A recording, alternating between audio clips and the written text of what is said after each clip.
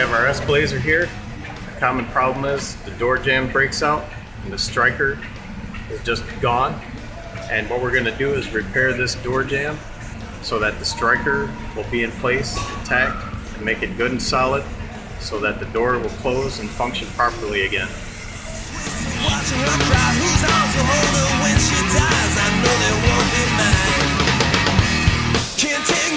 Okay, the first thing we're going to do is take a piece of 18 gauge sheet metal.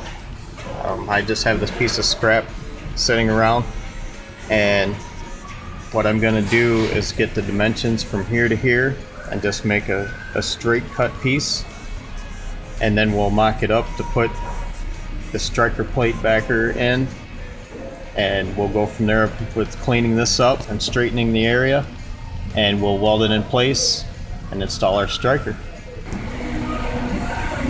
First thing we're going to do is clean up the burrs with a die grinder. Next thing is we're going to make our cut with a cutoff wheel.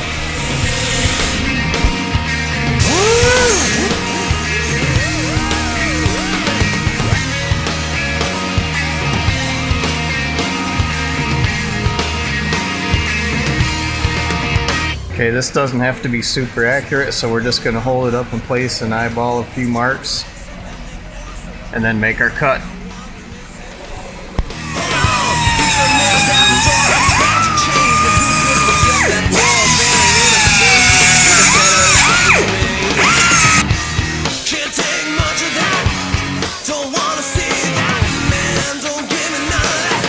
Our piece up, and I'm going to use the Sharpie to put a mark on the top and one mark on the bottom, and that will give me the center of where I want to be so I don't lose my place when I take this back down. Now what I'm going to do is stand the old piece in the hole where it's supposed to be, and I'm going to make my mark at that point.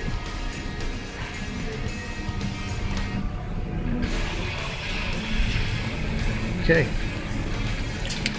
and what we'll do now is we'll lay this on the center of our piece right here, and then we will make our holes. Then we'll know where to be to put our striker backing plate, so we can bolt our striker back into place in the door jamb.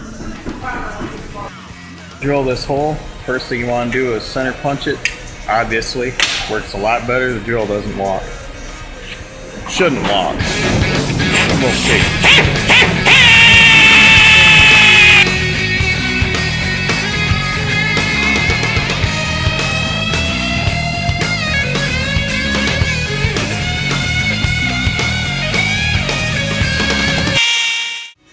Right, we have our holes drilled through our plate, and how I determined the size of the holes, I took the old piece of the striker plate and perfectly matched the drill bit that I needed. I have an elongated hole here, and how I did that was using a die grinder with a carbide bit. The next thing I did is I needed something to hold our striker backing into place, so I set that on, matched it up with the holes, and this is where we need to hold.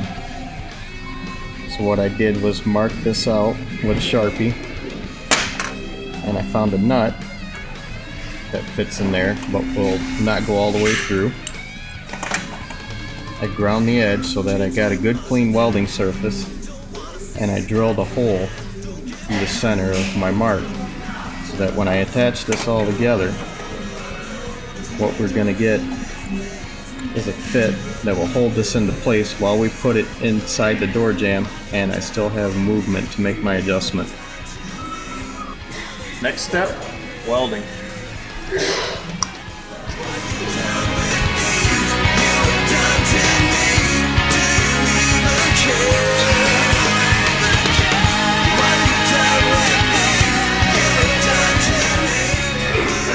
Next step, clean up for the next repair. What we did here was we made the striker piece, and we have our attachment back here. And what I did was I found a nut the size for this. It would lock it in place without making it fall off. We drilled a hole, welded it from the front side. The weld wasn't very strong, so what I did was took a piece of scrap sheet metal and I made this cage to go over it, and I welded the nut solid. So now our piece will not fall off when we put this together. And I have an adjustment with that nut so that when we put the striker on, we'll be able to adjust the door and make it close right. Next. Okay, so here we have our mark center jamb,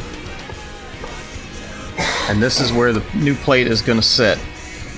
What's going to happen now is we need to cut this out with our cutting wheel so we get a good solid fit, and we'll leave a little extra so that we have a good solid welding surface. And we'll get this ready for weld.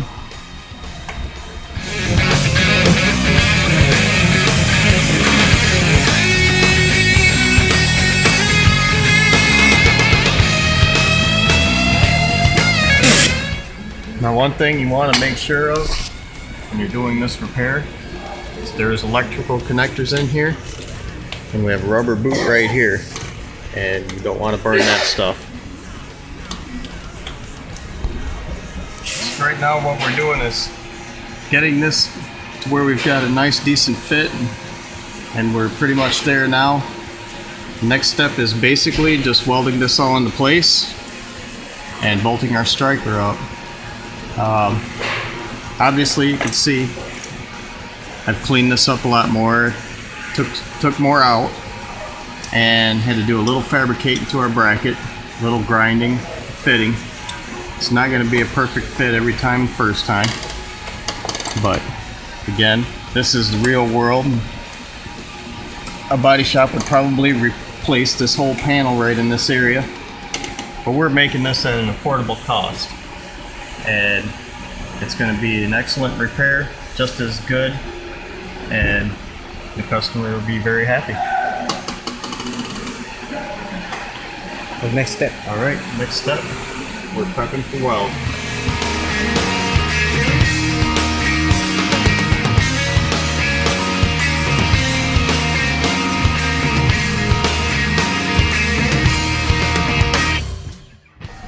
All right, and here's our weld. Not the prettiest, but it's gonna work. We'll do a little grinding, clean it up obviously, make it look a little better. Won't be totally fancy, but functional.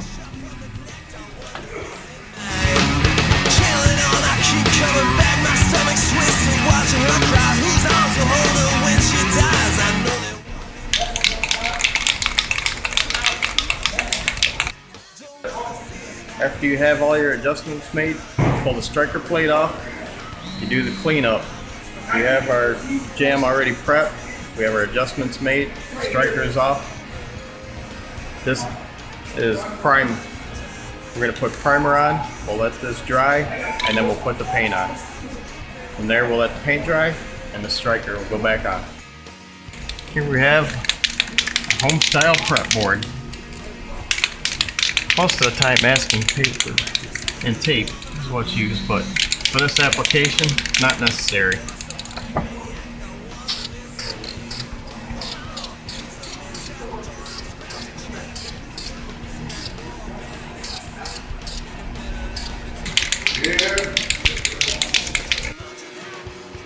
Okay, here we are.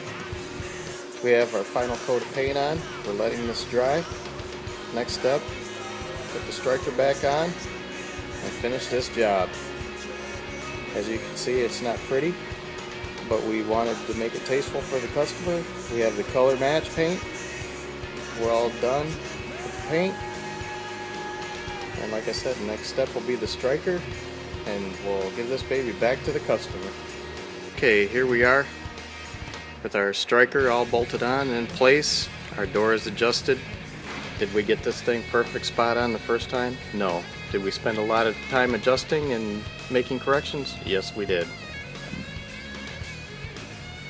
But here it is with the paint. And obviously, being an S-Blazer, it still has hinge and pin bushing problems.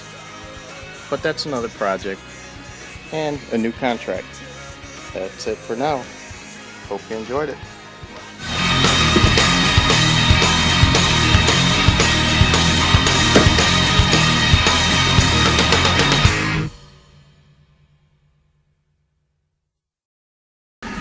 One thing to note on these newer vehicles, before you do any welding, you're going to want to disconnect the negative battery cable, which I've done first step for prep to welding this.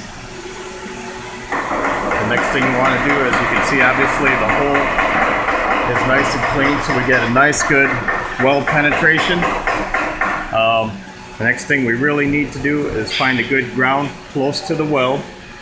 And another thing to note is it's a customer vehicle, and on your own also, you're going to want to make sure you put something to shield the hot sparks and the slag from falling in your car, burning up your carpet, possibly your ride.